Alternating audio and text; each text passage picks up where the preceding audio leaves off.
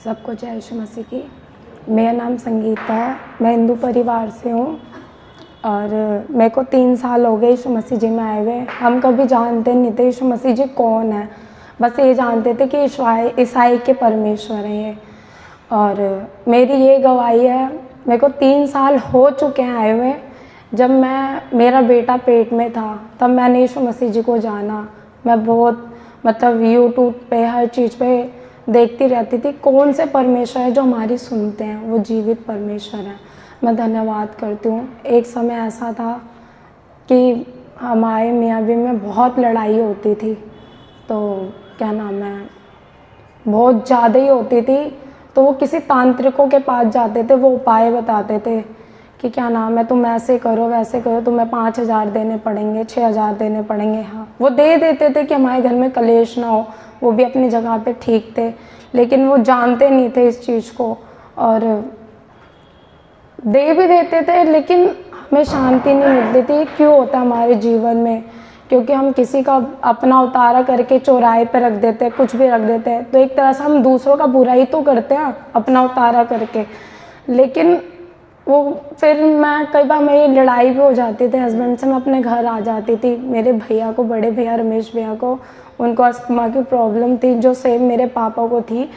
लेकिन जो कुछ चर्च के लोग थे जहाँ पे भैया जाते थे, मेरे भाई भी जाते थे, लेकिन हम कहते थे ठीक है, जाते जहाँ पे भी जाओ अच्छा है, कोई बात नहीं, सब रास्ते एक ही हैं, किसी को भी मानो कोई बात नहीं। लेकिन एक समय ऐसा था, हमारे घर पे एक भैया आए थे, किशन भैया, प्रचार करने। वो यीशु मसीह जी के बाइबल से प्रचार कर रहे थे और हमें बता रहे थे कि क्या नाम है, परमेश्वर हैं, वो जीवित हमारी सुनते हैं। लेकिन हम भी जब भी उनको विरोध करते थे, हम जब भी नहीं जानते थे, कोई बात नहीं, हमारी मूर्ति है, ये सब कुछ सुनती है, क्या है क्या नहीं, हम उन पर घमंड करते थे। लेकिन हमने एक दिन उनको बोल दिया नहीं, हम ये चीज़ नहीं, धर्म है, धर्म चेंज करते हैं। परमेश्वर ने हमारे धर्म को नहीं बल्कि हमारे भरम को चेंज करा। मैं जिस समय परमेश्वर को नहीं भी जानती थी, तो उस समय मैं एक ही बात कहती थी, मैं आप यूट्यूब पे सुनती थी, सब कुछ करती थी। मैं रो रो के अपने घर आ जाती थी, अपने भाइयों को, मम्मी को बताती थी, मम्मी ऐसे ऐसे मेरे साथ हो रहा है, मेरे को मारते पीटते हैं। लेकिन वो भी अपनी जगह ठीक है, ना उनको काम मिलता है, वो किसी ना किसी का गुस्सा बीवी बच्चों पे निकालते थे। फिर उन्होंने एक तांत्रिक के पास और गए, बेटा तेरी बेटी जब से हुई है ना, वो मांगलिक है, वो तेरे ऊपर भार है। क्या बच्चे अपने माँ बाप के ऊपर भार हो सकते हैं? कभी नहीं हो सकते। यीशु मसीह जी हमें बढ़ चढ़ के हमें वो करते, प्यार करते हैं। लेकिन परमेश्वर ने हमें चुना। जब मैं 3 साल में, जब मुझे आज 3 साल हुए हैं, मेरा बेटा पेट में था, मैंने उसको मारने की कोशिश करी। मैंने कहा एक बच्चा तो पाला नहीं जा रहा, मैं दूसरा बच्चा कहाँ से करूँगी? लेकिन मैं फिर, मेरी मम्मी मुझे वहाँ से ले आई घर पे। और जो चर्च के लोग थे वो हमारे घर में आके दुआ करते थे, सब कुछ करते थे। तब भी मैं कहती थी नहीं, मेरे को नहीं जीना, मैं मर जाऊँगी, मैं उसको मार दूँगी। लेकिन मेरा जो बेटा हुआ ना, यह हुआ क्या दिया हुआ भाग है, मैं धन्यवाद करती हूँ।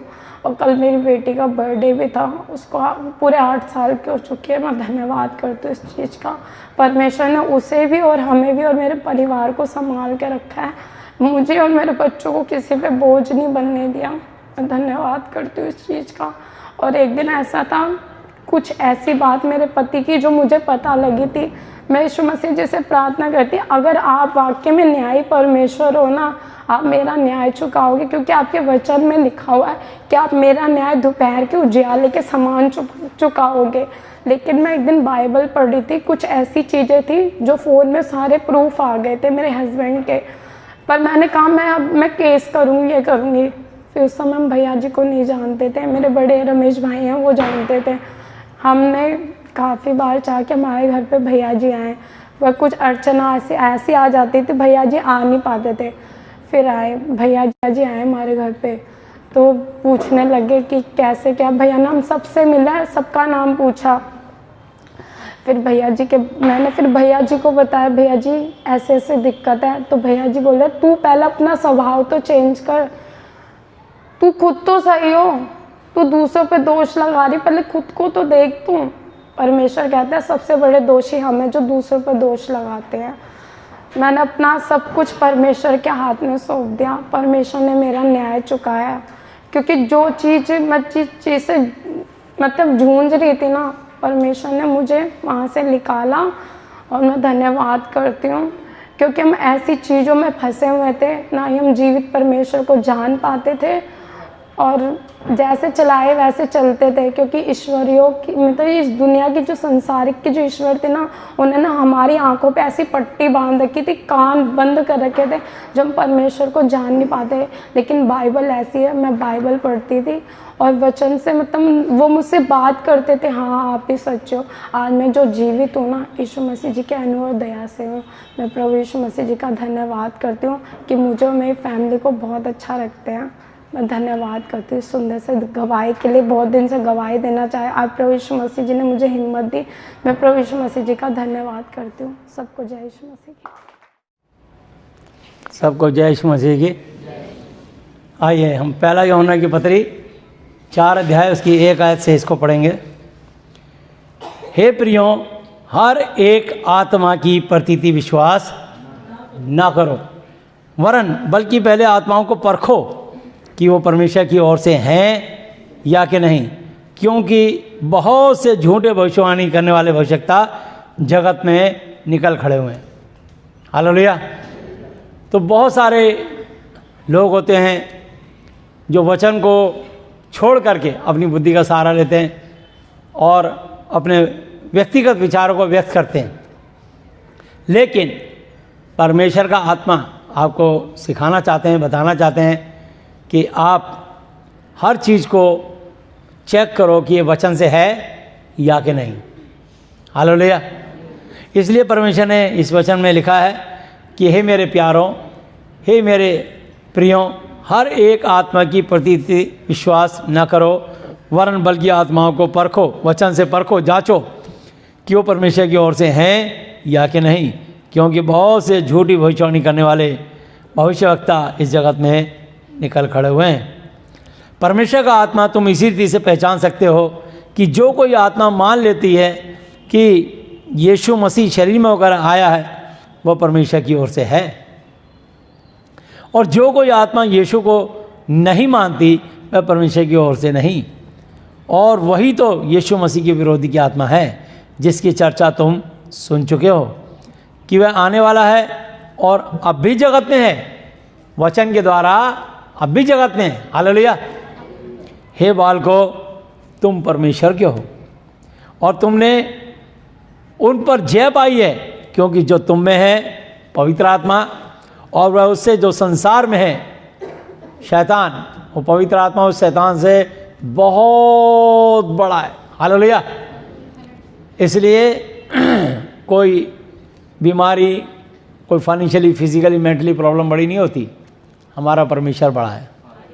हालेलुया।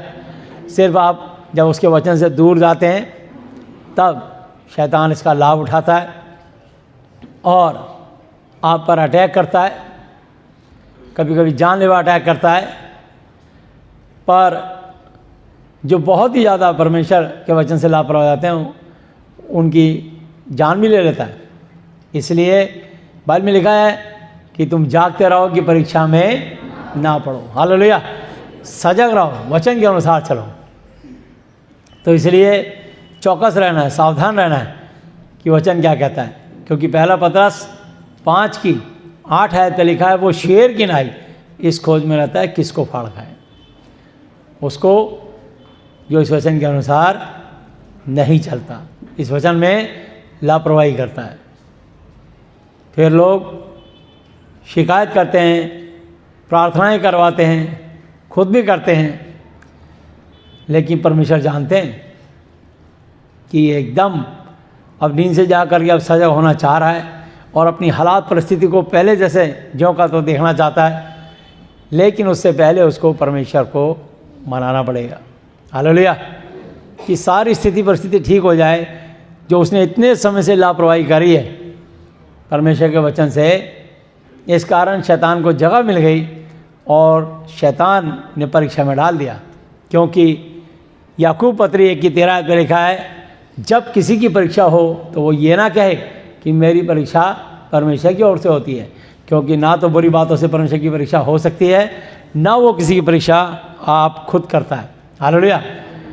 तो परीक्षा लेने वाला शैतान होता है, और शैतान तब लेता है जब हम वचन से हट के अलग होकर जीते हैं। इसलिए हम इसको देखेंगे 5 आयत पे। वे संसार के हैं, वे लोग जो इस वचन से नहीं चलते वो संसारिक हैं, वो शारीरिक हैं, वो संसार के हैं। इस कारण वे संसार की बातें बोलते हैं और संसार उनकी सुनता है। हालेलुया। संसार उनकी सुनता भी है। हम परमेश्वर के हैं, जो परमेश्वर को जानता है वो हमारी सुनता है। हालेलुया। वो इस वचन की सुनता है, वो यीशु मसीह के नाम का आदर करता है, यीशु का नाम का भय मानता है और आशीष पर आशीष पाता है। कभी कभी ऐसा होता है कि हमारे कई आत्मिक योद्धा, जिनको प्रचारक, पास्टर, बिशप, एल्डर, इवेंजलिस्ट,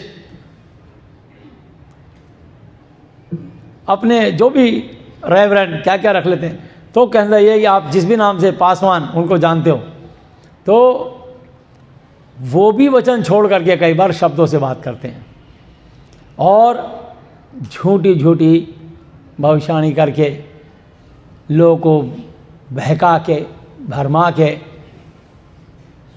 उनसे अपने लाभ के लिए, उनको प्रसन्न करने के लिए उनकी सी बातें बोलते हैं जिससे वो खुश हो जाए, और उनको परमेश्वर का डर नहीं होता, उनको पैसे का प्रलोभन होता है।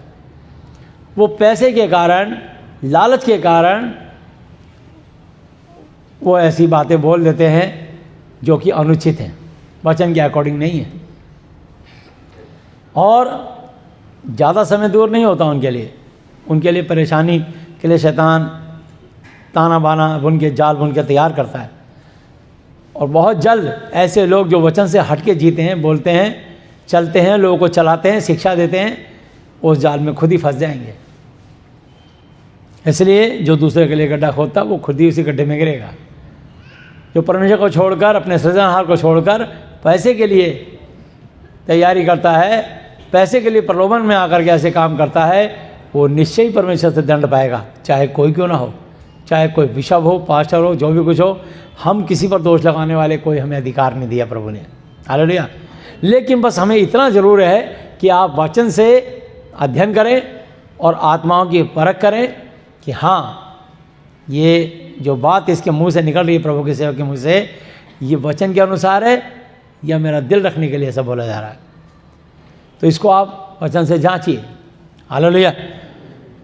6 आयत पे लिखा है, हम परमेश्वर के हैं, जो परमेश्वर को जानता है वो हमारी सुनता है, जो परमेश्वर को नहीं जानता वो हमारी नहीं सुनता। इसी प्रकार हम सत्य की आत्मा और भरम धोखे की आत्मा को पहचान लेते हैं। हालेलुया। तो हम इसको देखेंगे 1 तीमुथियुस 6 अध्याय 6 आयत से 10 आयत तक। पर संतोष सहित भक्ति बड़ी कमाई है। मतलब अगर आपके अंदर सब्र है, जो भी कमाते हो, अपना दशमांश निकालने के बाद प्रभु उसमें आपको बहुत आशीष बरकत देंगे और कभी आपको कल की चिंता नहीं होगी, पल की चिंता नहीं होगी। जो भी होगा अच्छा ही होगा। क्यों? क्योंकि यदि परमेश्वर हमारी ओर तो हमारा विरोधी कौन हो सकता है। और परमेश्वर हमारी ओर तभी होते हैं जब हम उनके वचन के अकॉर्डिंग चलते हैं। हम संसार की बातों में उलझते फंसते नहीं हैं, तब होते हैं। तो लिखा है, क्योंकि ना तो हम जगत में कुछ लाए हैं और ना कुछ ले जा सकते हैं। हालेलुया। जब बच्चा अपनी माँ की पेट से आता है, उसके तन पे कपड़ा भी नहीं होता और बाद में उसके कपड़े पहनाए जाते हैं और वो खाली हाथ आता है। और जब वो इस दुनिया से जाता है, उसकी मुट्ठी खुली होती है, खाली हाथ जाता है। और ये संदेश देता है कि देखो, ना मैं कुछ साथ लाया था, ना इस धरती पे कुछ लेके जा रहा हूँ। मैं खाली हाथ नंगा अपनी माँ के पेट से आया था और खाली हाथ इस दुनिया से जा रहा हूँ, क्योंकि ना हम कुछ जगत में लाए हैं, ना हम जगत में कुछ लाए हैं और ना कुछ ले जा सकते हैं। और यदि हमारे पास खाने और पहनने को हो तो इन्हीं पर संतोष सब्र करना चाहिए। पर जो धनवान होना चाहते हैं, जो धनी होना चाहते हैं, वो ऐसी परीक्षा और फंदे और बहुत तरह के बहुतेरे, व्यर्थ का मतलब बेकार और हानिकारक मतलब नुकसानदायक, लालसाओं मतलब इच्छाओं में फंसते हैं, जो मनुष्यों को बिगाड़ देती हैं, मनुष्यों को बिगाड़ देती हैं और विनाश के समुद्र में डुबो देती हैं। कौन से समुद्र में? विनाश का मतलब नरक के समुद्र में। हालेलुया।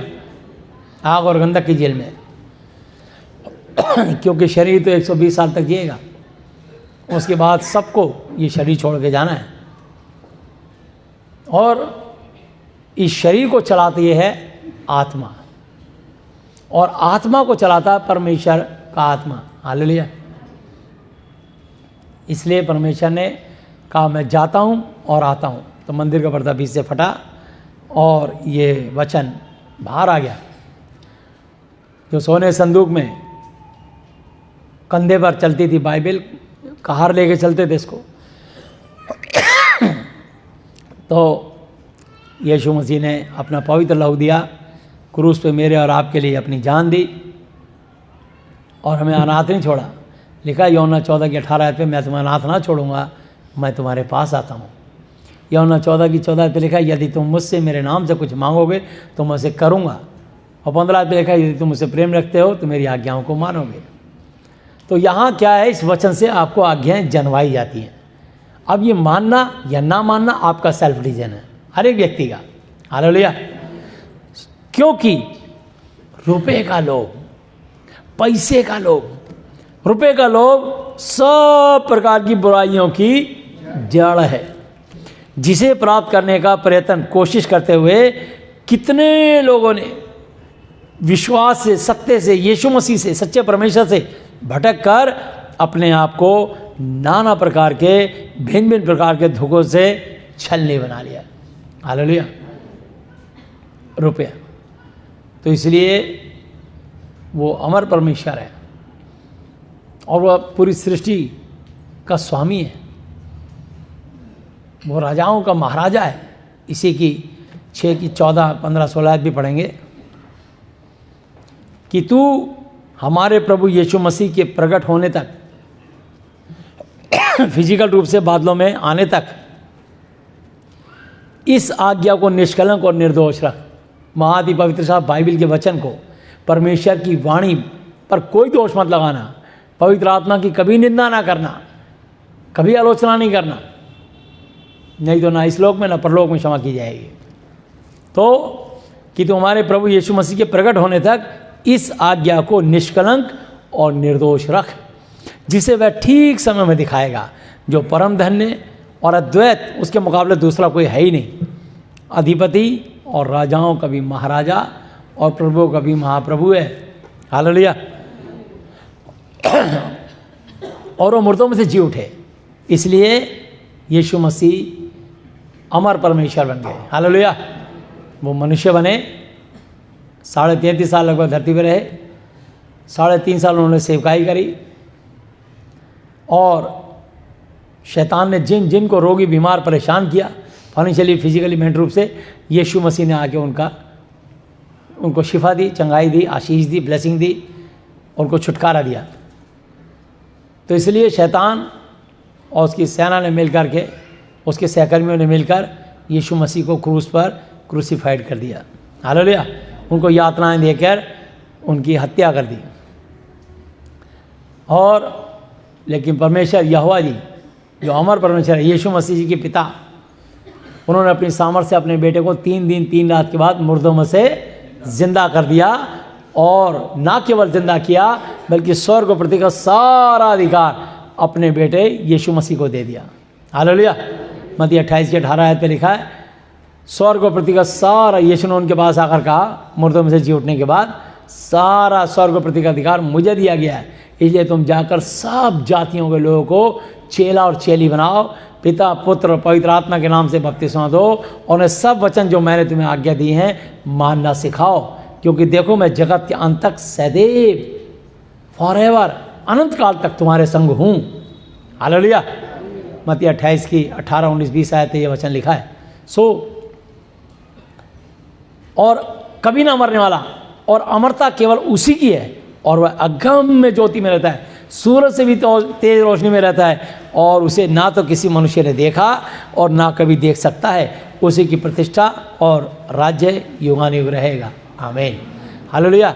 इसलिए परमेश्वर हमको ये संदेश देते हैं कि यीशु मसीह मुर्दों में से जी उठे, इसलिए कोई भी विश्वासी जन धरती पर यीशु मसीह की तस्वीर के आगे हाथ जोड़ के विनती ना करे, उनसे प्रार्थना ना करें, क्योंकि तस्वीर इंसान ने निर्माण की है और उसमें आत्मा नहीं होता। इसलिए किसी भी स्टैचू में, किसी भी फोटो में, किसी भी तस्वीर के अंदर आत्मा नहीं होता, जीवन नहीं होता, श्वास नहीं होता। चाहे आपकी अपनी सेल्फी फ़ोटो खींच के देख लो, चाहे आपके जो पूरे दुनिया चले गए उनकी जो लोग पितरों की पूजा करते हैं, लेकिन उसमें आत्मा नहीं होता। मरने के बाद भी उनकी पूजा करते हैं, तिलक लगा के, गले में माला डाल के। तो इस कारण से वो आत्माएं जिनकी मुक्ति नहीं होती, वो उनको सताती हैं, उनको तंग करती हैं। उनकी सिर्फ एक गलत एक्शन करने के कारण, गलत काम करने के कारण कि वो उनकी पूजा करते हैं, और वो कहते हैं देखो ये इसके सर पर इसका ताऊ आ गया, चाचा आ गया, दादा आ गया, नाना आ गया, इसकी माँ आ गई। मुक्ति नहीं हो इसकी, सिर्फ मनुष्य की चूक के कारण। और बहुत सारे लोग जो विश्वासी होने के बावजूद लोभ करते हैं।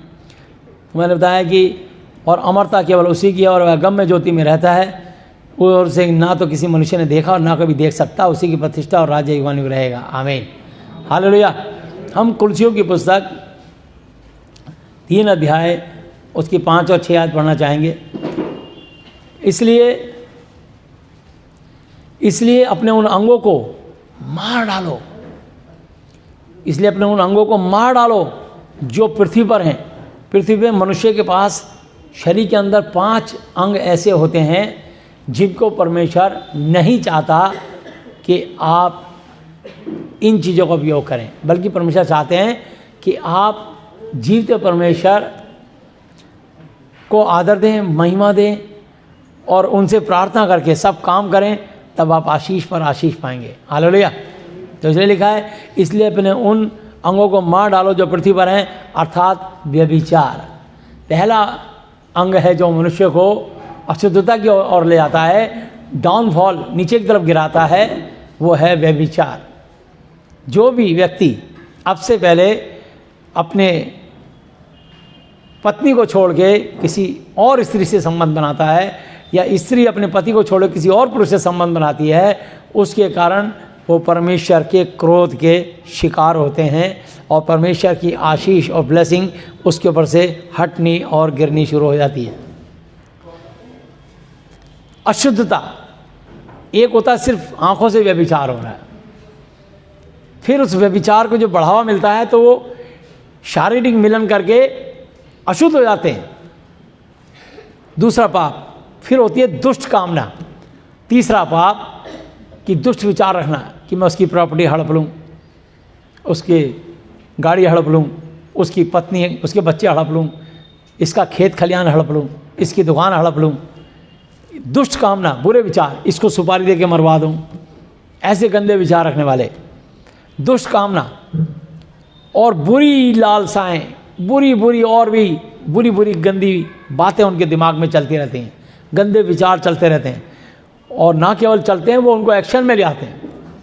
और न्याय के दिन उनकी आत्माओं का लेखा लिया जाएगा, और वो यीशु मसीह लेंगे, और फिर उस आदमी की, उस औरत की आत्मा अनंत काल के लिए, धरती की उम्र सिर्फ 120 साल है, लास्ट उम्र 120 साल, उसके बाद अनंत काल के लिए उसको आग और गंधक की झील में डाल दिया जाएगा। ये दूसरी मृत्यु है। हालेलुया। इसलिए जो बाइबल की शिक्षा है, ये बाइबल कोई धर्म का प्रचार नहीं है, ये बाइबल कोई क्रिश्चियन या ईसाइयों के लिए नहीं है, ये बाइबल समस्त मनुष्य जाति के लिए। अब जो इससे लाभ लेना चाहता है वो ले ले, जो ना लेना चाहे वो उसकी मर्जी है। किसी को फोर्सफुली नहीं है कि आप यीशु को मानिए। बाइबल में लिखा है यूहन्ना 8:32, तुम सत्य को जानोगे और सत्य तुम्हें स्वतंत्र करेगा। सिर्फ जान लो, एक बुद्धिमान मनुष्य की तरह चुपचाप सुनो, पहले समझो, सही लगे तो मानो, और अगर सही ना लगे तो क्रॉस क्वेश्चन करो, पूछताछ करो, जांच पड़ताल करो, जब तक आप सेटिस्फाइड ना हो जाएं, जब तक आप संतुष्ट ना हो जाएं, आपको संतोषजनक उत्तर ना मिल जाए, तब तक आप उनके साथ डिस्कस कर सकते हैं, आप बातचीत कर सकते हैं और अपने तर्क करके अगर सही लगे तब मानिए। बाइबल में जितनी जगह लिखा है यदि तुम मुझसे मेरे नाम से कुछ मांगो तो मुझसे करूँगा, देखो वहाँ लिखा यदि तुम, यहाँ लिखा यदि क्रिश्चियन, समझे ना। मैं तुमसे सच सच कहता हूँ, जो कोई इस पहाड़ से कहे कि तू उखड़ जा, समुद्र में जा पड़ा, अपने मन में संदेह ना करे, वरन प्रतीति करे जो कहता हूँ वह हो जाएगा, तो उसके लिए वही होगा। मरकुस 11:23 आयत पर। और मैं तुमसे कहता हूँ कि जो को तुम प्रार्थना करके मांगो तो विश्वास कर लो कि तुम्हें मिल गया, तुम्हारे लिए हो जाएगा। 24 आयत पे, मरकुस 11:24। तो मैं आपको बताना चाहता हूँ, वो कहता है तुम, हर मनुष्य को कह रहा है तुम। वहाँ नहीं लिखा बाइबल में कि क्रिश्चियन, ये बाइबल क्रिश्चियनों के लिए है ही नहीं। बस परमेश्वर ने क्रिश्चियनों को, जो कि क्योंकि जीसस क्राइस्ट, यीशु मसीह क्रूस पे मरे, तो प्रभु ने इस एक प्रजा को चुना कि तुम मेरा ही काम करोगे। जैसे आपको कंपनी सेलेक्ट करती है कि आप मेरी कंपनी में, आपका इंटरव्यू लिया गया, हमने आपको पास कर दिया, आप आपसे हमारी कंपनी में काम करोगे। ऐसे ही परमेश्वर जिनके जब जीवन में सब उनको दुनिया छोड़ देती है, रिश्तेदार छोड़ देते हैं, पाप में, बीमारी में, गरीबी में, परेशानी में जब वो जूझता है, कोई मददगार नहीं होता उसको, सब अपने ठोकर मार देते हैं उसको, तब यीशु मसीह उसको चुनते हैं दया करने के लिए, उसके आंसू पोंछने के लिए। क्योंकि परमेश्वर तरस खाने वाले, रहम खाने वाले जीवित परमेश्वर हैं। हालेलुया। वो किसी को नहीं चाहते, और वो भी कम मिलते हैं जब मनुष्य सब तरफ से टूट जाता है, उखड़ जाता है, लाचार और बेबस हो जाता है, मजबूर है, तब प्रभु यीशु मसीह चुनते हैं आशीष देने के लिए। और उस समय भी शैतान एक तो पहले ही परेशान हो जाता है, ऊपर से और लोग कहते हैं अरे तेरा धर्म बदल जाएगा, तेरा, जिसको धर्म का खतरा हो कभी ना आना यहाँ। मैं पहले कहता हूँ, मैं मत आना यहाँ, कभी मत आना, ना मुझे कभी अपने घर बुलाना। मैंने आज तक 25 साल हो जाएंगे 7 फरवरी को मुझे सेवा करते हुए, मैंने एक के भी कास्ट, धर्म, रिलीजन किसी की नहीं बदली। कोई कहे एक गवाही दे, और 25 साल में कभी किसी से मैंने कोई फीस नहीं लगाई कि हाँ मेरे को आने जाने का इतना फीस देनी पड़ेगी। कोई है गवाह? किसी की मैंने कास्ट बदली? यहाँ तक कि हम ईस्टर, गुड फ्राइडे, क्रिसमस भी नहीं मनाते, क्योंकि हम धर्म का प्रचार नहीं करते। पर ये लोगों के अंदर शैतान डाल देता है धर्म बदल जाएगा। मुझे बहुत अच्छी गवाही लगी, एक दिन मनोज प्रसाद ने गवाही दी, यहाँ पर उसको टीवी थी, ये बैठे हैं नीले बनियान में, तो इसको टीवी थी और प्रभु ने इसको ठीक किया। तो किसी ने इसको भरमा दिया कि भाई तू मत जा, तेरे जो है मूर्ति पूजा छोड़ा देंगे, तेरी मूर्तियाँ फेंकवा देंगे, ऐसा इसको भ्रमित किया, और तेरे को ईसाई बना देंगे। इसने कहा जब मैं जिंदा ही नहीं रहूँगा इन मूर्तियों रख के क्या करना मुझे, मैं तो आखिरी स्टेज पर हूँ, टीवी हो गई मेरे को। और ये लड़का आया और हमने इसके लिए प्रार्थना करी और यीशु मसीह ने इसको टीवी से आज़ाद कर दिया। हालेलुया। आज तक चंगा है। और आज इस लड़के ने अपना ई रिक्शा खरीद लिया, ई रिक्शे से मेहनत कर करके इसने अपना मकान बना लिया, प्लॉट खरीद के। अब ये मैंने तो कभी इसकी 100 रुपये की मदद नहीं करी, कभी दिए 100 रुपये तेरे को, यीशु मसीह ने इसकी मदद करी। हालेलुया। यीशु मसीह, मैंने इसको सिर्फ काउंसलिंग दी, प्रचार किया, प्रार्थना करी, दुआ की, रास्ता दिखाया। जैसे कि लोग जाते हैं मुल्ला, मौलवी, पंडित, तांत्रिक, बागवे, एस्ट्रोलॉजर के पास जाते हैं, अपना भविष्य जानने के लिए, और वो जो टोटके बताते हैं, उपाय बताते हैं, वो करते हैं, और ये भी नहीं सोचते कि सही है कि गलत है, बस करते हैं, अपना सब कुछ लुटा देते हैं। उनको गुरुजी, पापा जी, महाराज जी, भगत जी क्या क्या बोल देते हैं, उनको फल फ्रूट दान दे देते हैं, उनको पैसा दान दे देते हैं। मैंने बहुत सारे लोगों को देखा है जो मज़ार पे चले जाते हैं, कोई गुरुद्वारे में लंगर छकने चला जाता है, कोई मंदिरों में चला जाता है, कोई चर्चों में चला जाता है। जब लड़का या लड़की 18 साल की हो जाती है और लड़का 21 साल का बालिग होने पर उसको स्वतंत्रता है, वो जिससे चाहे प्रेम विवाह कर सकता है, कोर्ट के अनुसार आज़ादी है उसको, वो प्रॉपर्टी का मालिक बन सकता है सिग्नेचर करके। अब तक वो कोई और था केयर टेकर, 18 साल का होने के बाद वो वयस्क हो गया, वो अपना फैसला खुद लेगा। यहाँ आपका फैसला खुद लेना, आपको कोई धर्म का प्रचार नहीं है। धर्म का तो आओ मत, मैं तो पहले कह रहा हूँ अपना धर्म बचा कर रखो यार, तुम्हारे को धर्म सबसे बड़ा हमारा धर्म है।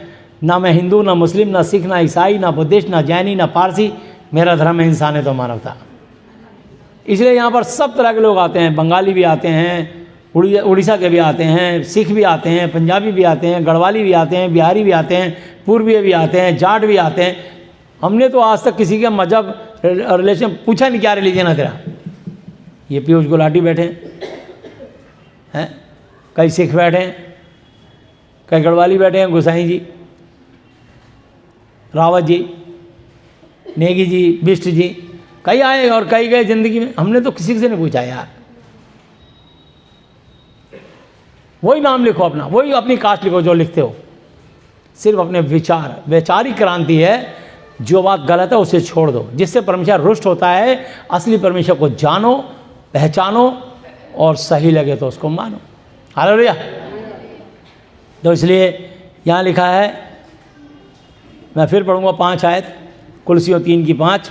इसलिए अपने उन अंगों को मार डालो जो पृथ्वी पर हैं, अर्थात व्यभिचार, अशुद्धता, दुष्ट कामना, बुरी लालसा और लोभ, लालच, जो मूर्ति पूजा के बराबर इक्वल समान है। तो बहुत सारे लालचियाँ हैं, अभी भी यहाँ लालची लोग बैठे हैं जो सोचते हैं कि प्रभु संडे को काम ज़्यादा है, पार्टी ज़्यादा आती है, एक संडे आ गए 3 संडे गायब। अरे तुम्हारे को कभी जाके देखो अस्पतालों में, मैं तो जाता हूँ हर हॉस्पिटल में बीमारों की दुआ करने के लिए। जब बंदा आईसीयू वेंटिलेटर पे पहुँच जाता है, उसको सिलेंडर लगाते हैं, ऑक्सीजन से सांस उसमें देते हैं पाइप से। एक दिन का डॉक्टर लोग 25,000 रुपये ले लेते हैं आर्टिफिशियल ऑक्सीजन देने के, और तुमको परमेश्वर फ्री में सांस दे रहे, छोड़ रहे, ऑक्सीजन ले रहे हो आप, और परमेश्वर को धन्यवाद नहीं देते। जब तुम्हारी सांस ही निकल जाएगी, आत्मा ही निकल जाएगी, तब तुम्हारा धर्म क्या करेगा, तुम्हारी ज़िंदगी नहीं रहेगी। जैसे शरीर को आत्मा चलाती है और आत्मा को परमेश्वर चलाते हैं, और परमेश्वर अपनी चीज़ ले लेगा, तुम्हारा शरीर मिट्टी का है। बाइबल में लिखा 12 की 7 आयत पे, तब मिट्टी ज्यों की तो मिट्टी में मिल जाएगी, और परमेश्वर का आत्मा जिसने उसे दिया उसके बाद लौट जाएगा, उसका न्याय होगा। आत्मा कभी नहीं मरती, शरीर मरता है। और फिर अपने अपनी रस्मों और रिवाज के अनुसार जिसने जो अपनी प्रथा सीखी है, परंपरा सीखी है, अगर हिंदू सिख है तो उसको फूंक देते हैं, जलने के बाद राख बन जाता है। अगर मुसलमान ईसाई है तो उसको इस परंपरा के अनुसार, रीति रिवाज के अनुसार उसको दफना देते हैं, लेकिन तब भी वो गल सड़ के मट्टी बन जाता है। इसलिए सबोपदेश 12 की 7 आयत पे लिखा है, तब जब वो मरेगी तब मिट्टी ज्यों की त्यों मिट्टी में मिल जाएगी, और परमेश्वर का आत्मा जो शरीर को चला रहा था, जिसने उसे दिया, उसके बाद लौट जाएगा न्याय के लिए। हालेलुया। और परमेश्वर यीशु मसीह होंगे और तुम्हारी आत्मा यीशु के सामने होगी। तब तुम्हें शर्मिंदगी महसूस होगी कि हमने कितनी बेहूदगी और बदतमीजी करी कि हम परमेश्वर में बार बार बचाने की कोशिश करते थे और अपना संदेश देते थे अपने संदेश वाक्य के द्वारा कि यीशु मसीह मार्ग है, यीशु मसीह सत्य है, यीशु मसीह जीवन है, बिना उनके द्वारा कोई पिता परमेश्वर यहोवा जी तक नहीं पहुंच सकता। और स्वर्ग और पृथ्वी का सारा अधिकार जो न्यायाधीश है वो यीशु मसीह को दे दिया, वो है सारी पावर ऑफ अटॉर्नी यीशु मसीह के पास है। वहां तुम्हें कोई देवी देवता नजर नहीं आएगा। तब तुम्हें एहसास होगा हमारी मति मारी गई थी, हमारी अकल पे पत्थर पड़े थे, हम इतने ढीठ और कठोर थे, सुनते नहीं थे। जिसके कारण उनको नर्क में जाना पड़ेगा और करोड़ों करोड़ों साल के लिए नर्क में आत्मा पड़ी रहेगी। ये यहीं तक ही है, पति पत्नी, बच्चे, माँ बाप, बहन भाई, बस यहाँ के बाद सब खत्म हो जाएंगे, याद रख लेना, सब रिश्ते यहीं रह जाएंगे, समझे। इसलिए इस रिश्तों की धौंस मत जमाइए कि तू मेरी पत्नी है, मैं तेरा पति हूँ, या तुम मेरे पति हो, मैं तुम्हारी पत्नी हूँ, या तुम मेरे माँ बाप हो। हर मनुष्य को अधिकार है, वयस्क होने पर वो अपने बालिक है, वो चाहे जहाँ जा सकता है, जो चाहे कर सकता है, जो उसकी इच्छा वो करेगा, उसको आप रोक नहीं सकते। बालिक तो बात की बात है, आजकल के 10 साल 12 साल के बच्चे नहीं सुनते किसी की, थोड़े से बड़े होते ढिढ़ाई दिखाते हैं, भाग जाते हैं। मम्मी पापा कहते हैं 4-5 साल के बच्चे उसके साथ मत खेलना, वो उसी के साथ जाके खेलेगा। रोक के दिखाओ अपने बच्चे को। 2-3 चाटे हमारे कमरे में बंद किया, मौका देगा फिर खिसक जाएगा बच्चा, उसी के साथ खेलेगा। उसको खेल अच्छा लगता है, उसको चांटे भूल गया वो, उसको प्रेम है, मुझे खेलना अच्छा लगता है अपने दोस्तों के साथ। ऐसे प्यार किया नहीं जाता, प्यार हो जाता है। आपको परमेश्वर से प्यार हो जाएगा जब आप उस परमेश्वर के बारे में जानेंगे। मैं भी ऐसी ढीठ और कठोर था। 35 साल की उम्र तक मैंने 30 साल मूर्ति पूजा करी, 2 घंटे सुबह 2 घंटे शाम, और इन बेजान मूर्तियों का के घंटियाँ खड़खड़ाता, पूजा करता, कोई देवी देवता मैंने नहीं छोड़ा। और 96 में बाइबल फाड़ के इन हाथों से डस्टबिन में फेंक दी कि कहीं मैं क्रिश्चियन ना बन जाऊं, क्योंकि मैं कट्टर ढीठ हिंदू था। अब मैं भुक्तभोगी हूँ, मैं सब कुछ करके आया हूँ, इसलिए मैं लोगों को काउंसलिंग देता हूँ, समझाता हूँ। उनके वो सवाल पूछते क्यों, तो मैं बताता हूँ यूँ, उनको आंसर देता हूँ। कोई सुने तब तो आंसर दूँ। तो मैं आपको बताना चाहता हूँ कि आत्माएं ऐसी दिमाग पे परत चढ़ा देती हैं कि मनुष्य को परमेश्वर के पास जल्दी से आने नहीं देती। ताक मेरे दे कि हम मार दें इसे, लेकिन वो मार नहीं सकता इसमें, क्योंकि वचन में लिखा है रोमियो 8:31 पे, सो इन बातों में क्या कहें, यदि परमेश्वर हमारी ओर तो हमारा विरोधी कौन हो सकता है। हालेलुया। तो हम प्रार्थनाएं करते हैं। ये अतुल भाई हैं जाट परिवार के, इसके दादा दादी, मैं उनके लिए प्रार्थना करता था। 12 साल मैंने प्रार्थना करी उनके लिए, आसाराम जेल में, और वो उसके बड़े तगड़े उपासक थे। वो कहते हम नहीं छोड़ेंगे उसे, वो हमारा गुरु है। बस मैं दुआ करता था। 12 साल के बाद प्रभु ने चमत्कार किया और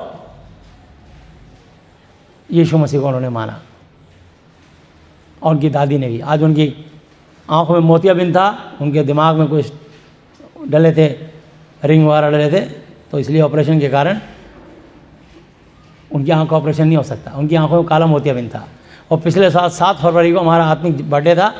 उस बर्थडे में उन्होंने वीडियो देखी, उनकी दादी ने, उनकी आंखों के काला मोतियाबिंद छोड़ के चला गया और उनकी आंखों की रोशनी आ गई। हालेलुया। यीशु मसीह ऐसे काम करते हैं। आज अतुल की दादी यीशु मसीह की विश्वासी है, दादा यीशु मसीह की विश्वासी। और 19 अक्टूबर को पिछले साल इनके दादा चले गए प्रभु के पास, उनकी आत्मा उद्धार पा गई। हालेलुया। क्योंकि लिखा है रोमियो 10:13 पे, जो कोई प्रभु यीशु मसीह का नाम लेगा वो उद्धार पाएगा। उनको उद्धार मिल गया। लिखा मत्ती 24:13 पर, जो अंत तक यीशु मसीह में इस वचन में धीरज रहेगा उसी का उद्धार होगा। सबका उद्धार नहीं होगा, सबको मोक्ष मुक्ति नहीं मिलेगी, सब स्वर्ग में नहीं जाएंगे। वही लोग स्वर्ग में जाएंगे जो इस वचन को मरते दम तक छोड़े नहीं। हालात परिस्थिति कुछ भी हो, घर में कितना भी विरोध हो, सच्चाई है, जिसको चमत्कार होता है ना वो जानता है। हालेलुया। तो इसलिए लिखा है, लोग जो मूर्ति पूजा के बराबर इक्वल है, इन्हीं के कारण परमेश्वर का प्रकोप आज्ञा ना मानने वालों पर पड़ता है। आज्ञा ना मानने वालों पर। हालेलुया। जब आप परमेश्वर की आज्ञा नहीं मानेंगे तो आप परमेश्वर के क्रोध के शिकार होंगे। परमेश्वर अपनी दया कहेंगे, जब तू मेरी दया चाहता है नहीं तो जा, तेरे को ये ज़िंदगी अच्छी लगती है जी ले। और शैतान उसको परखेगा, शैतान इसको मारेगा और मार मार के मार ही देगा। कैसे? याकूब पत्री 1 की 13 आयत से देखो, पढ़ो 13, 14, 15 आयत याकूब पत्री। बहुत लोग कहते हैं अरे भैया भगवान ने हमारी बड़ी परीक्षा ली हैं, ईश्वर ने, प्रभु ने हमारी बड़ी परीक्षा ली।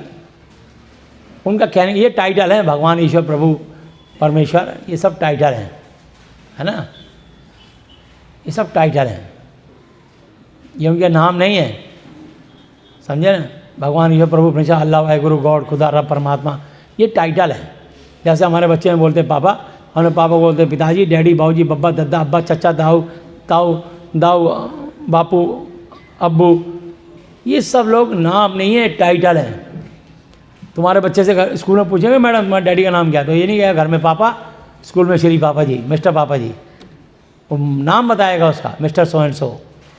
ऐसे सृष्टि के रचने वाले का नाम परमेश्वर, भगवान, ईश्वर, प्रभु, वाहिगुरु, अल्लाह नहीं है, उसका नाम प्रभु यीशु मसीह है। हालेलुया। यीशु का नाम सब नामों में श्रेष्ठ है। जो स्वर्ग में रहते हैं, जो पृथ्वी पर रहते हैं, जो पृथ्वी के नीचे रहते हैं, वे सब यीशु के नाम पर घुटना टेकें और परमेश्वर पिता की महिमा के लिए हर एक जीव अंगीकार कर ले कि यीशु मसीह ही प्रभु है। हालेलुया। जब आप बोलेंगे यीशु मसीह ही मेरा प्रभु है, उसी समय आपके अंगीकार करते ही वो आपके परमेश्वर बन जाएंगे और आप उनकी संतान, और आपके सारे कष्टों को यीशु मसीह अपने पर लेंगे। शैतान को आपको चोट पहुंचाने से पहले यीशु मसीह से लड़ना पड़ेगा, और यीशु मसीह अपने बच्चों को कभी हानि नहीं पहुंचने देंगे। पर जो लोग ढीठ और कठोर होते हैं उनका क्या करें? उनको चाहते हैं कि इस जलती हुई आग में से हम झपट के निकाल ले, बचाना चाहते हैं। जो भक्षक है उनको वो रक्षक समझ रहे हैं, और जो असली रक्षक है वो यीशु मसीह, उसको भक्षक समझ रहे हैं। इसलिए उसको क्रूस पे चढ़ा दिया। निर्दोष, निष्पाप, निष्कलंक, बेदाग, पवित्र, सर्वशक्तिमान परमेश्वर, पवित्र परमेश्वर को, जिसने कोई गुनाह, कोई पाप नहीं किया, शैतान ने जिस जिसको बीमार, रोगी, परेशान किया, यीशु मसीह ने आके उनको चंगा, स्वस्थ और आजाद किया। हालेलुया। तो यहां लिखा है याकूब पत्री 1 की 13 आयत पे, जब किसी भी इंसान की परीक्षा हो तो ये ना कहे कि मेरी परीक्षा परमेश्वर की ओर से होती है, क्योंकि ना तो बुरी बातों से परमेश्वर की परीक्षा हो सकती है और ना वो किसी परीक्षा आप स्वयं खुद करता है, परंतु प्रत्येक व्यक्ति अपनी ही अभिलाषा में खिंचकर और फंसकर परीक्षा में पड़ता है, और फिर अभिलाषा गर्भवती होकर पाप को जन्मती है, और पाप जब बढ़ जाता है तो मृत्यु को उत्पन्न करता है। हालेलुया। तो लोग अपनी मृत्यु खुद ही तैयार करते हैं, कहते हैं ना हम नहीं मानेंगे यीशु मसीह को। कौन कह रहा है मानो? हम तो कह रहे यीशु मसीह के बारे में जानो, तुम सत्य को जानोगे, सत्य तुम्हें स्वतंत्र करेगा।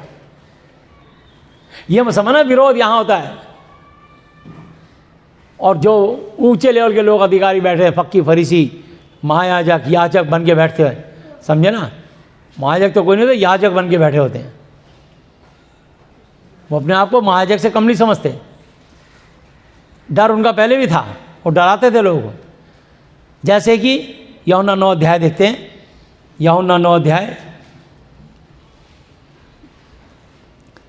मैं तो लोगों को कहता हूँ मुबारक हो भाई, खुशी की बात है, तुम्हारे जीवन में तकलीफ आई, बड़ी खुशी की बात है। देखिए यहाँ पर ये खुशी क्यों कहता हूँ मैं। मेरे पास ऐसे केस आते हैं, किसी को कैंसर हो गया, किसी को एड्स हो गया, किसी का एक्सीडेंट हो गया, बड़ा क्रिटिकल पोजीशन में, बंदा कह रहा है बचेगा नहीं, डॉक्टर ने कह दिया कोई आशा नहीं है बचने की। मैं एक ही वर्ड बोलता हूँ, ये मरेगा नहीं, मरेगी नहीं। हालेलुया। डूबते को तिनके का सहारा, क्योंकि मैं सच्चे जीवित मनुष्य को जानता हूँ, वो इसको बचा सकते हैं। इसलिए मैं उनके नाम से उनके लिए प्रार्थना करता हूँ, दुआएं करता हूँ, और जहाँ दवा काम नहीं करती वहाँ दुआ लग जाती है। हालेलुया। जहाँ से डॉक्टर की बुद्धि और ज्ञान खत्म होता है, वहाँ से परमेश्वर की सामर्थ शुरू होती है। यूहन्ना 9 अध्याय 1, 2, 3 आयत पे देखिए, यहाँ लिखा है, फिर जाते उसने एक मनुष्य को देखा जो जन्म का अंधा था, जन्म से ही ब्लाइंड था, और उसके चेलों ने उससे पूछा कि हे रब्बी, हे गुरु, किसने पाप किया था कि यह अंधा जन्मा, इस मनुष्य ने या उसके माता पिता ने? यीशु मसीह उस समय अपने 12 चेलों के गुरु थे, और उनको स्वर्ग और पृथ्वी का सारा अधिकार नहीं दिया गया था, लेकिन परमेश्वर की सामर्थ्य थी उनके साथ। हालेलुया। यहोवा जी की ताकत थी उनके साथ। इसलिए यीशु मसीह को जब तक उन्हें परमेश्वर होने का अधिकार नहीं दिया, प्रभु होने का अधिकार नहीं दिया, मुर्दों में जी ना उठे 3 दिन 3 रात के बाद, उससे पहले उनको रब्बी गुरु कहा जाता था।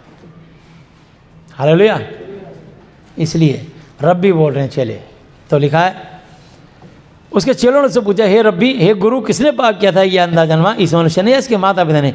यीशु ने उत्तर दिया कि ना तो इस बच्चे ने कोई पाप किया था, ना इसके माता पिता ने, परंतु ये अंधेपन का रोग, जन्म से ब्लाइंड की प्रॉब्लम, ये इसलिए हुआ है कि परमेश्वर के काम उसमें प्रकट हो, उजागर हो। हालेलुया। तो आपके जीवन में अगर कोई बहुत बड़ी समस्या आ चुकी है या बार बार अड़चनें, प्रॉब्लम आ रही हैं, तो यह आपके लिए भलाई की बात है, खुशी की बात है। आपकी जिंदा परमेश्वर से मुलाकात होने वाली है, आपका परमेश्वर के साथ एनकाउंटर होने वाला है। हालेलुया। ये खुशी की बात है। इस लोगों को जब मैं समझाता हूँ, लोग कहते अरे यार हम तो इतने परेशान हैं, आप कह रहे हो खुशी की बात है।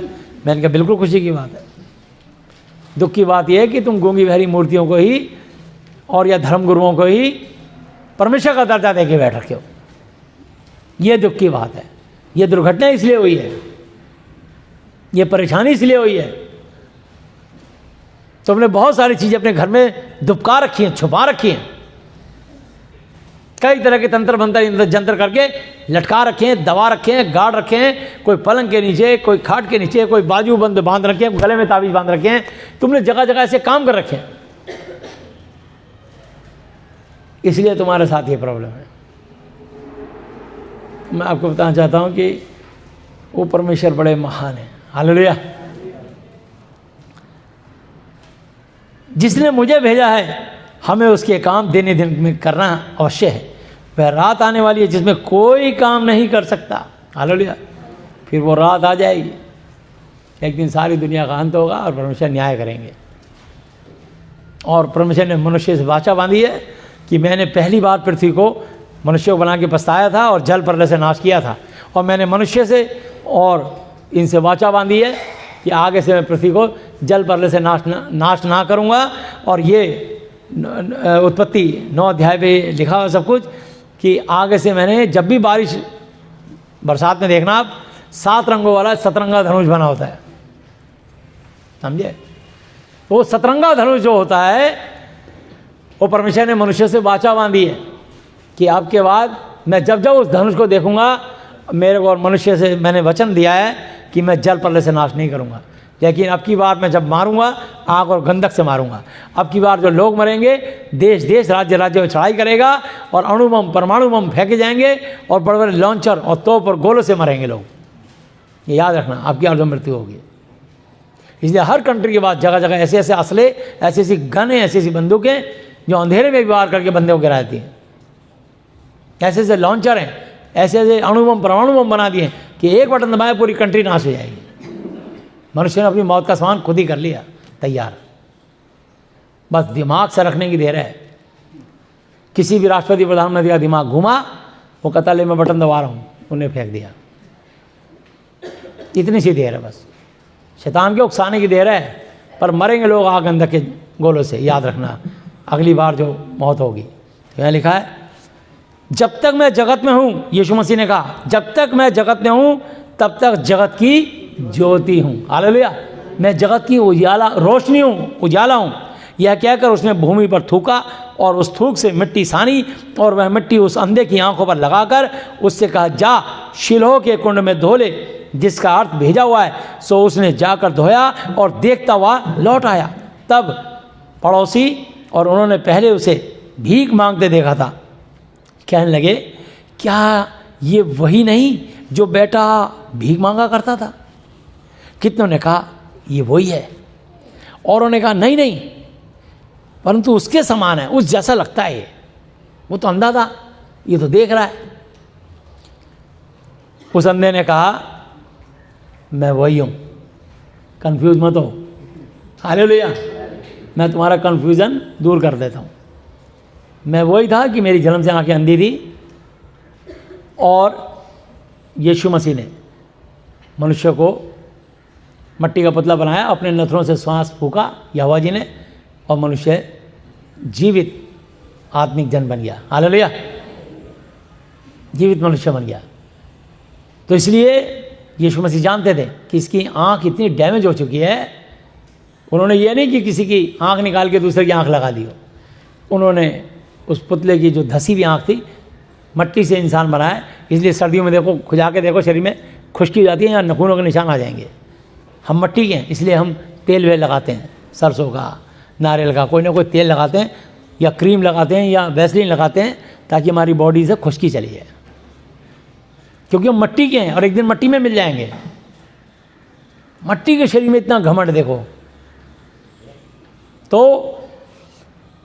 औरों ने कहा नहीं, परंतु उसके समान है। उसने कहा मैं वही हूँ। तब वे उससे पूछने लगे तेरी आंखें क्यों कर कैसे खुल गई बता।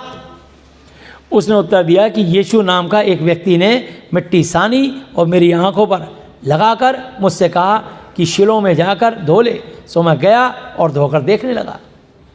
उन्होंने उससे पूछा वो कहाँ है। उसने कहा मैं नहीं जानता। लोग उससे जो पहले अंधा था फरीसियों के पास ले गए। जिस दिन यीशु ने मिट्टी सानकर उसकी आंखें खोली थी वह सब्त का दिन था। हालेलुया। तो सब्त के दिन में परंपरा थी कि सब्त के दिन में कोई काम नहीं करेगा। बस ये उन हाकिमों का जो अपने आप को याजक कहते थे, हुकूमत करते थे, जैसे गांव में सरपंच होते हैं, प्रधान होते हैं, शहरों में काउंसलर, एमएलए, एमपी होते हैं, ये प्रधान होते हैं। तो उसके बाद इन्हीं में से चुन के मिनिस्टर बना दिए जाते हैं, प्राइम मिनिस्टर बनाते हैं, और वही लोग चुन करके उपराष्ट्रपति और प्रधान राष्ट्रपति बना देते हैं। सिस्टम है, ठीक है ना। प्रधान लोग तो लिखा है। फिर फरीसियों ने भी उससे पूछा तेरी आंखें किस रीति से खुल गई। उसने उनसे कहा उसने मेरी आंखों पर मिट्टी लगाई और मैंने धो लिया और अब देखता हूँ। इस पर कई फरीसी कहने लगे ये मनुष्य परमेश्वर की ओर से नहीं, क्योंकि वह सब का दिन नहीं मानता। औरों ने कहा पापी मनुष्य क्यों कर किस प्रकार ऐसे चिन्ह दिखा सकता है, ऐसे चमत्कार दिखा सकता है। सो उनमें फूट पड़ गई, विवाद हो गया उनमें। उन्होंने उस अंधे से फिर कहा उसने जो तेरी आंखें खोली तू उसके विषय में क्या कहता है। उसने कहा यह भविष्यवक्ता है, ये भविष्यवाणी करने वाला भविष्यवक्ता है। हालेलुया। परंतु यहूदियों को विश्वास नहीं हुआ कि यह अंधा था और अब देखता है। जब तक उन्होंने उसके माता पिता को जिसकी आंखें खुल गई थी बुलाकर उनसे ना पूछा कि क्या यह तुम्हारा पुत्र है, तुम्हारा बेटा है, जिसे तुम कहते हो कि अंधा जन्मा था, फिर अब क्यों कर कैसे देखता है। उसके माता पिता ने उत्तर दिया हम तो जानते हैं कि यह हमारा पुत्र है और अंधा ही जन्मा था। हालेलुया। उनके माँ बाप ने स्टेटमेंट दे दी, परंतु हम ये नहीं जानते कि अब क्यों कर कैसे देखता है, ये हम नहीं जानते। और ना ये जानते कि किसने उसकी आंखें खोली। हमारे सामने नहीं हुआ सब कुछ। वह सयाना है, वो बालिग है, वो वयस्क है। हालेलुया। वो सयाना है, उसी से पूछ लो, वह अपने विषय में आप कह देगा। ये बातें उसके माता पिता ने इसलिए कही क्योंकि वह यहूदियों से डरते थे, उन हाकिमों से डरते थे। उन्हें कहा ये उठा के खामखा में जेलें बंद करेंगे, तंग करेंगे, प्रेशर डालेंगे। हमने साफ बाला डाल दीजिए हमारा बच्चा है ये हम स्टेटमेंट देते हैं हमारा ही बेटा है, अंधा ही जन्मा था, पर अब ये कैसे देखता हम नहीं जानते। वो बालिग को उसी से पूछताछ कर लो, पल्ला झाड़ लिया। हालेलुया। ये बातें उसके माता पिता ने इसलिए कही क्योंकि वे यहूदी से डरते थे, क्योंकि यहूदी एका कर चुके थे कि यदि कोई कहे कि वह मसीह है तो आराधनालय से निकाला जाए। हालेलुया। अगर वो मसीहा है तो उसको आराधनालय से निकाल देंगे हम बाहर। इसी कारण उसके माता पिता ने कहा कि वह सयाना है, उसी से पूछ लो। तब उन्होंने उस मनुष्य को जो अंधा था दूसरी बार बुलाकर उससे कहा परमेश्वर की स्तुति कर, हम तो जानते हैं कि वो मनुष्य पापी है। उसने उत्तर दिया मैं नहीं जानता कि वो पापी है या नहीं, मैं एक बात जानता हूँ कि मैं अंधा था और अब देखता हूँ। हालेलुया। मैं किसी का न्याय करने नहीं बैठा, मेरे को इतना पता है मैं अंधा था, आज उसी जिसको तुम पापी कह रहे हो उसी की दया के कारण, उसी के अनुग्रह के कारण आज मैं देखने लगा। हालेलुया।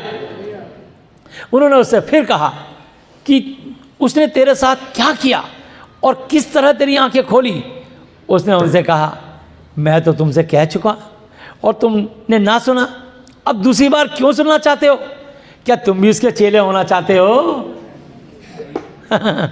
हालेलुया। तब वे उसे बुरा भला कहकर बोले, तू ही उसका चेला है, हम तो मूसा के चेले हैं, निकल यहाँ से। धमका के निकाल दिया उसे। फालतू बात कर ले, आप आंखें क्या आ गई, भाषण देने लगा हैं? हौसला आ गया, हिम्मत आ गई। हालेलुया। आपके अंदर हौसला आ गया। आप सब लोग टूटे कुचले हुए लोग थे, 10-10 रुपए के लिए परेशान थे आप सब लोग, और मैं भी। और आज प्रभु यीशु मसीह की दया से हम कितनी आशीष पा रहे, सब के सब, ये पूरी मंडी, पूरी कलीसिया, और जहाँ जहाँ हम जुड़े हैं, जहाँ जहाँ पहुँचे हैं, जहाँ जहाँ हमने प्रभु का वचन सुनाया है, और जिसने प्रभु के वचन का आदर किया है, उस परिवार पे आशीष बरकतें उतरी है और उतरती रहेंगी, उतरती रहेंगी, कभी नहीं रुकेंगी। हालेलुया। हम बिना बुलाए किसी के यहाँ नहीं जाते, ना जाएंगे। आदर से बुलाएंगे तो जाएंगे, अन्यथा कभी नहीं जाएंगे। ये हमारा भी फैसला है।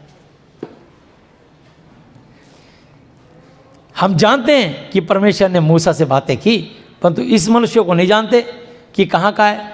उसने उनको उत्तर दिया, ये तो अचंभे की बात है कि तुम नहीं जानते कि कहाँ का है, तो भी उसने मेरी आंखें खोल दी। हालेलुया। हम जानते हैं कि परमेश्वर पापियों की नहीं सुनता, परंतु यदि कोई परमेश्वर का भक्त हो और उसकी इच्छा पर चलता है तो वह उसकी सुनता है। हालेलुया। तो मैं आपको बताना चाहता हूँ, ये बहुत सुंदर वचन 31 आयत। हम जानते हैं कि परमेश्वर पापियों की नहीं सुनता। आगे लिखा है, परंतु यदि कोई परमेश्वर का भक्त हो, कोमा, परमेश्वर भक्तों की भी नहीं सुनता। हालेलुया। भक्तों की भी नहीं सुनता, लिखा है, और उसकी इच्छा पर चलता है तो वह उसकी सुनता है। हालेलुया। इसलिए परमेश्वर के भक्त होना काफ़ी नहीं है, परमेश्वर का भक्त होना काफ़ी नहीं है। अगर आप इस वचन के अनुसार चलेंगे तब आशीष बरकत पाएंगे। मेरे अनुसार चलने की ज़रूरत नहीं है।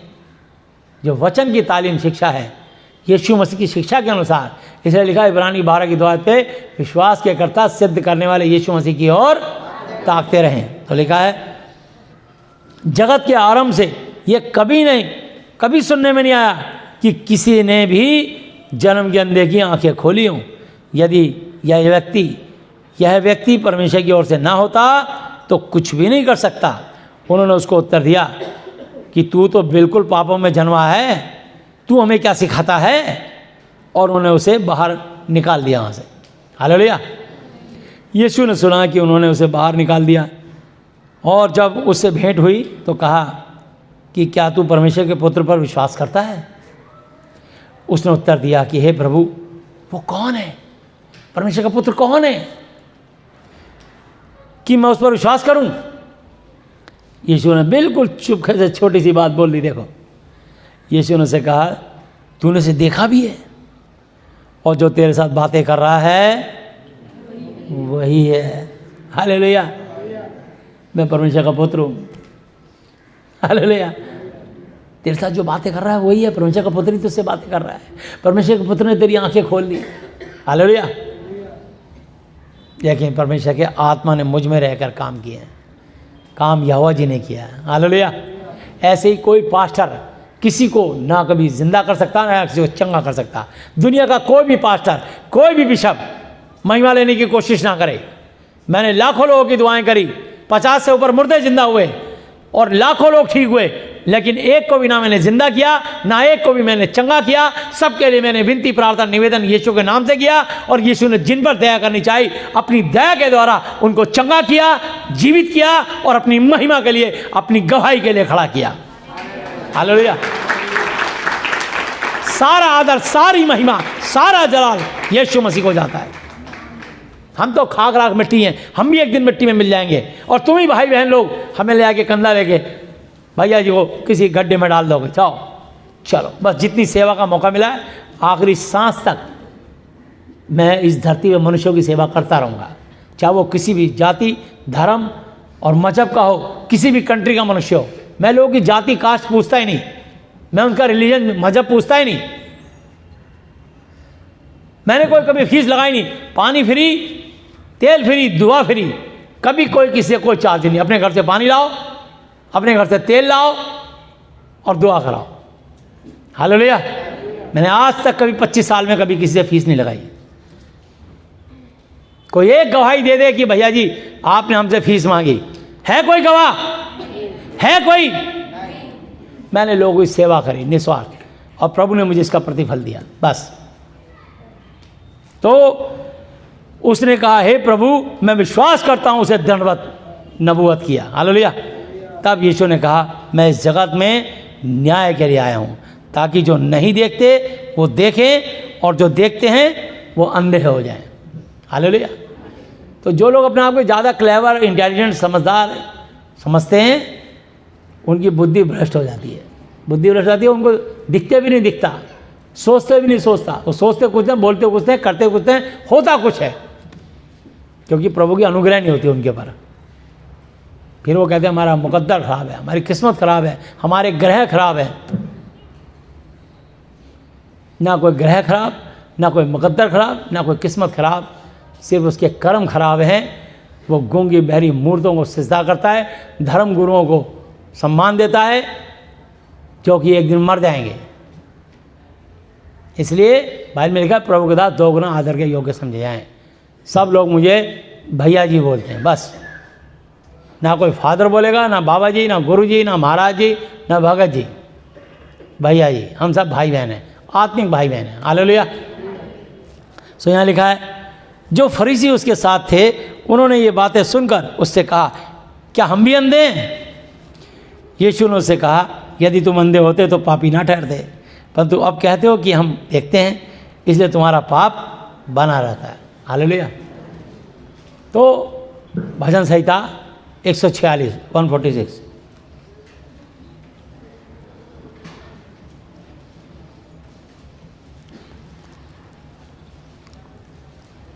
एक ऐसे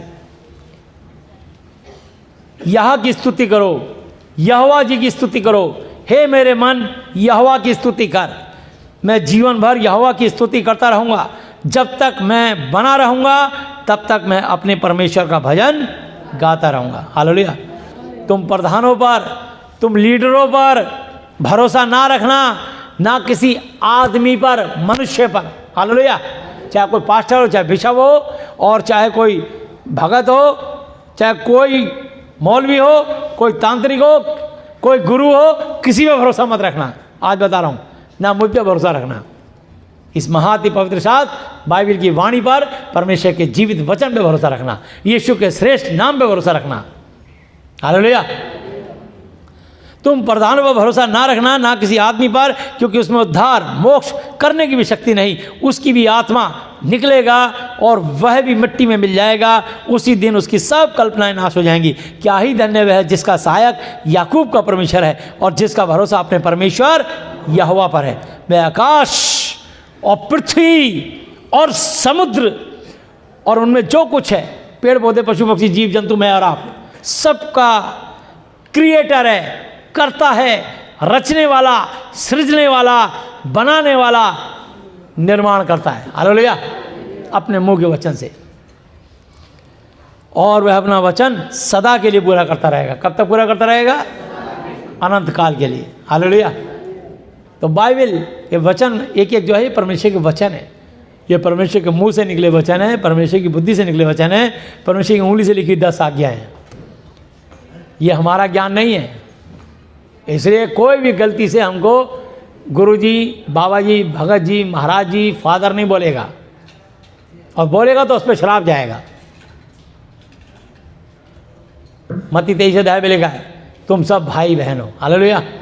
तुम सब भाई हो।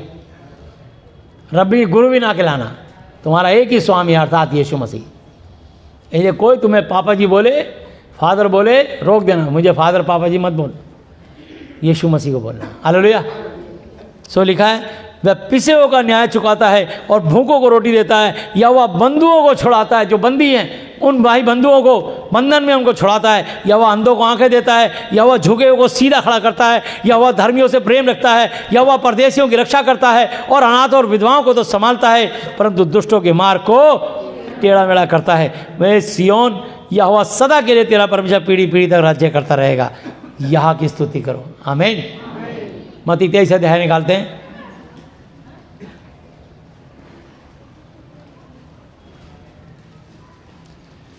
एक आयत से,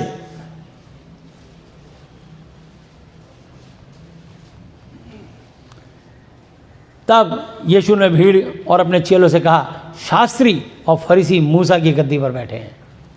शास्त्री और फरीसी मूसा की गद्दी पर बैठे हैं, इसलिए वे तुमसे जो कुछ कहें वो करना और मानना, परंतु उनके जैसे काम मत करना, क्योंकि वो कहते तो हैं पर करते नहीं हैं। वो एक ऐसे भारी बोझ को जिनको उठाना कठिन है बांधकर मनुष्यों के कंधों पर रखते हैं, परंतु आप उन्हें अपनी उंगली से भी सरकाना नहीं चाहते। बस अपनी दाढ़ी में देसी घी का तेल लगाएंगे, लंबी लंबी दाढ़ी और चौके पहन के बैठ जाते हैं महाराज बन के। बेटा तू ज़रा पतीला उठा ले, बेटा तू ज़रा रोटियां बना ले, बेटिया तू ज़रा ये कर ले, झाड़ू लगा दे, ये बेटा वो बेटी ये, बस खुद मज़े ले रहे हैं। लोगों को देसी घी खाने को नहीं मिल रहा, वो अपनी दाढ़ी में लगा रहे हैं ताकि दाढ़ी लंबी हो जाए। समझे? यहाँ लिखा है वे अपने सब काम लोगों को दिखाने के लिए करते हैं। जैसे ढोंगी पाखंडी कैसे ऐसे रंग बिरंगे कपड़े पहन के और धर्मी बन के दिखाते हैं, गले में बहुत सारी मालाएं, कान में कुंडल और हाथ में कोई हथियार ले करके, या कई बार लाठी ले लेते हैं। कुत्ता ना, अपने आप को ही डर लग रहा है कुत्ता ना काट ले, डर रहे खुद कुत्ते से भी, और कह रहे कि देखो हम तो महाराज हैं। कुत्ता ये डंडी क्यों ली है? कुत्ता कोई देखो जरा, किसी ऐसे जो साधु संत कहलाते हैं उनके पीछे लग जाए तो छड़ी लेके भागे, हट, भीख मांगनी बंद कर देगा, पहले टांग बचाएगा अपनी। वो परमेश्वर के एजेंट नहीं है, सिर्फ 10-10 रुपये, 1-2 रुपये दुकान पे भीख मांग रहे हैं, किसी और के नाम की दुहाई दे रहे हैं। अब बताइए, जिसके नाम से तू दुहाई दे रहा है उसने तेरे को भिखारी बना दिया। लेने वाले का हाथ यूँ, देने वाले का हाथ यूँ होता है। देने वाला बड़ा होता है, लेने वाला बड़ा नहीं होता। वो दुकानदार, वो एक छोटा सा मोची, एक धोबी, एक नाई तेरे को 1-1 रुपये 2-2 रुपये दे रहा है।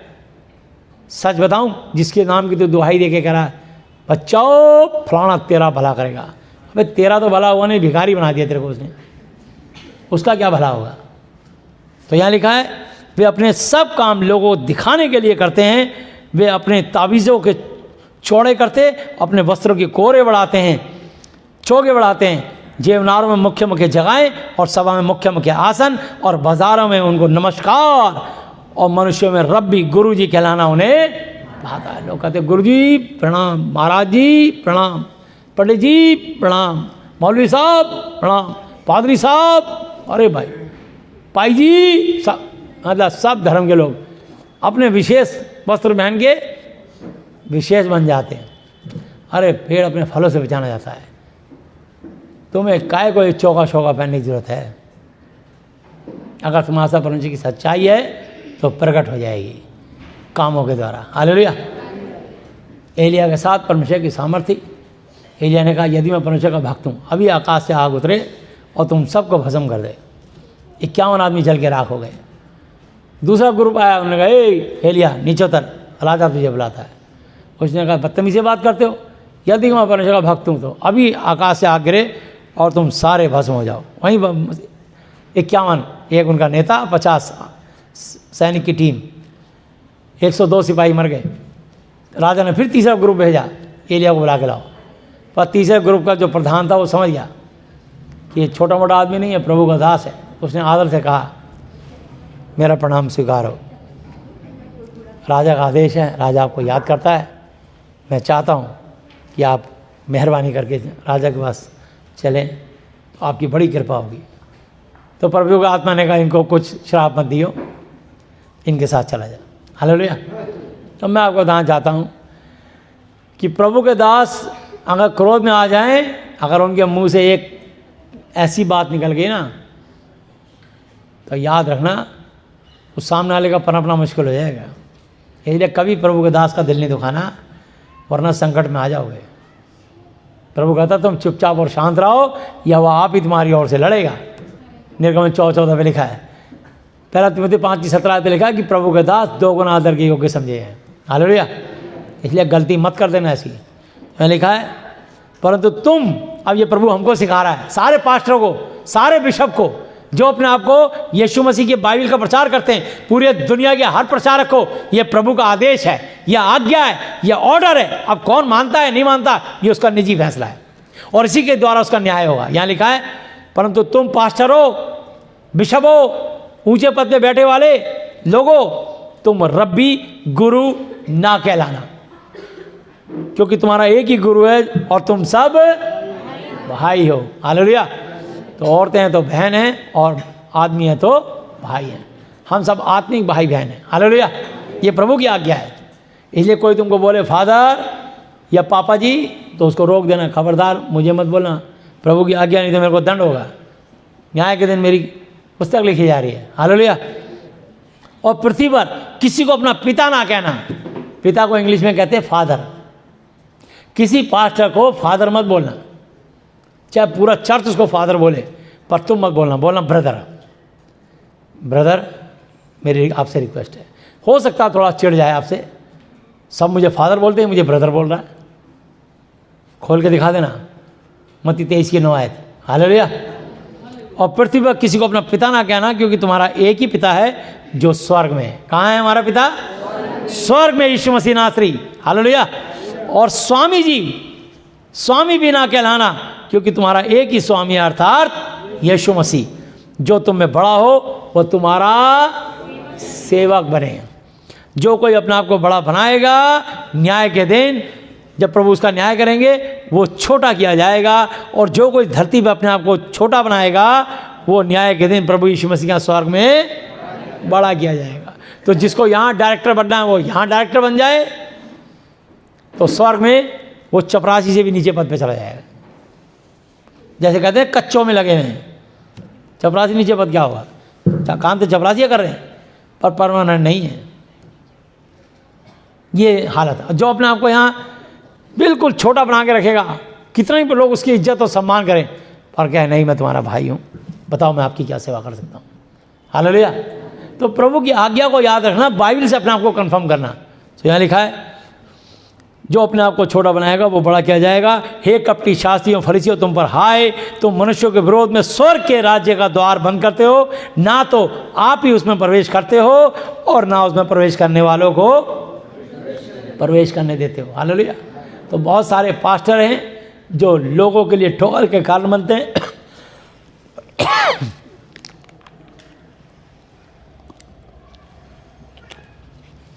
इसलिए बाल में लिखा है, हाय उसमें जो किसी को ठोकर खिलाए उसके गले में चक्की का पाट बांध कर उसे समुद्र में डाल दिया जाए। हालेलुया।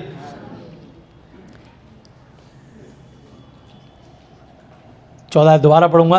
तुम मनुष्यों के विरोध में स्वर्ग के राज्य का द्वार बंद करते हो, ना तो आप खुद ही उसमें प्रवेश करते हो और ना उसमें प्रवेश करने वालों को प्रवेश करने देते हो।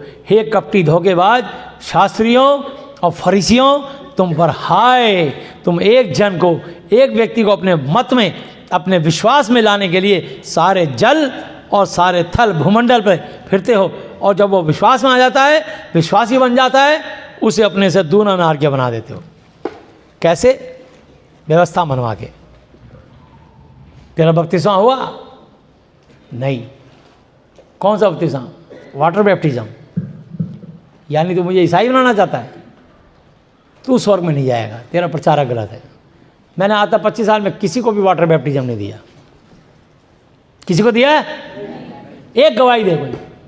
हालेलुया। मैंने तुमको सिर्फ ये विश्वास की शिक्षा दी है। मैं नहीं बनाता किसी को क्रिश्चियन ईसाई, ना उसके धर्म को सिखाता, सिर्फ सच्ची शिक्षा दी है।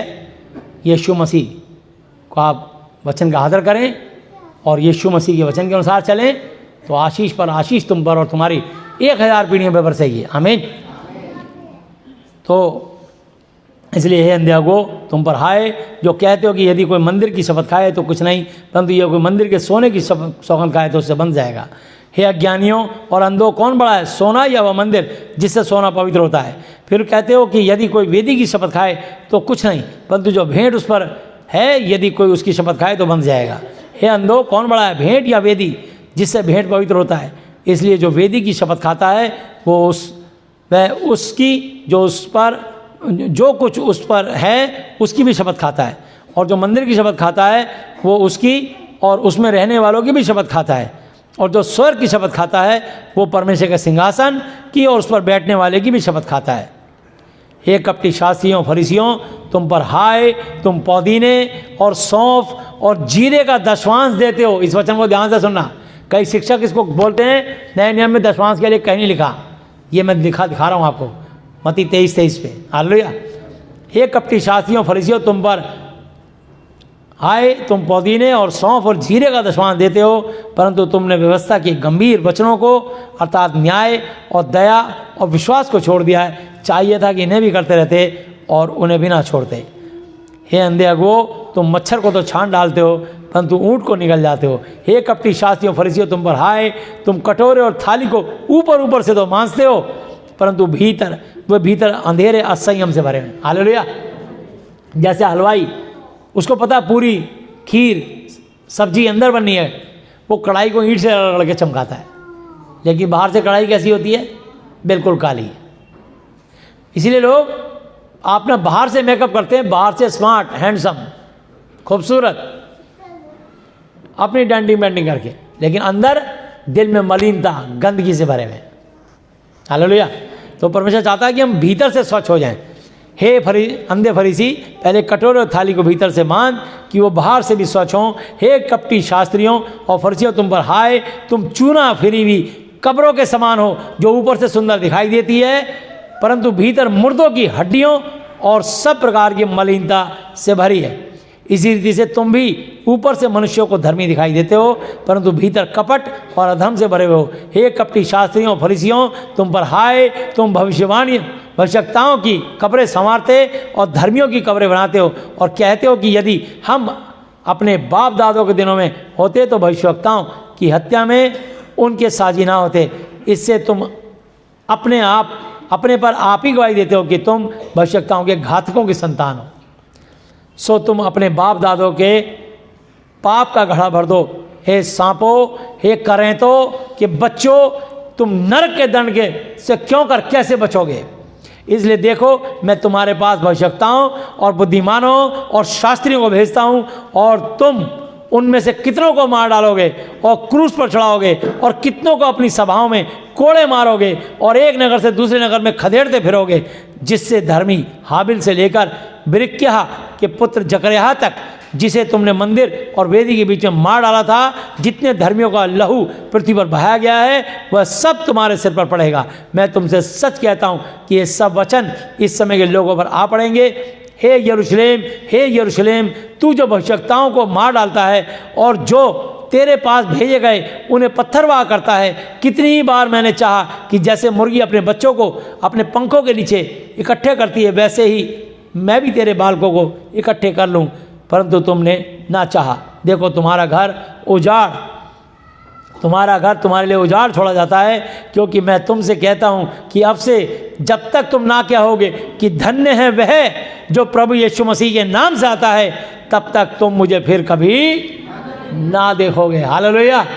इसलिए यीशु मसीह का आदर करें, क्योंकि मार्ग, सत्य, जीवन यीशु मसीह है। बिना यीशु के द्वारा कोई पिता परमेश्वर यहोवा तक नहीं पहुँच सकता, और किसी दूसरे के द्वारा उद्धार, मोक्ष, मुक्ति नहीं, क्योंकि स्वर्ग के नीचे मनुष्य जाति में यीशु मसीह जी के अलावा और कोई दूसरा नाम ही नहीं दिया गया जिसके द्वारा हम उद्धार पा सकें, सिर्फ और सिर्फ एक नाम, प्रभु यीशु मसीह। हालेलुया। 2 कुरिन्थी 13 पढ़ेंगे। प्रभु यीशु मसीह जी का अनुग्रह और परमेश्वर यहोवा जी का प्रेम और पवित्र आत्मा जी की सहभागिता तुम सबके साथ यीशु के नाम में होती रहे, बनी रहे, और बिना रुके निरंतर बढ़ती चली जाए, यीशु के नाम से आमीन। प्रभु यीशु मसीह नाथ अब तक के अपने जीवित वचन पर, पढ़े सुने जाने पर हमें से प्रत्येक को बताया से आशीष दे। आमीन। हालेलुया। आइए हम लोग प्रार्थना में चलते हैं।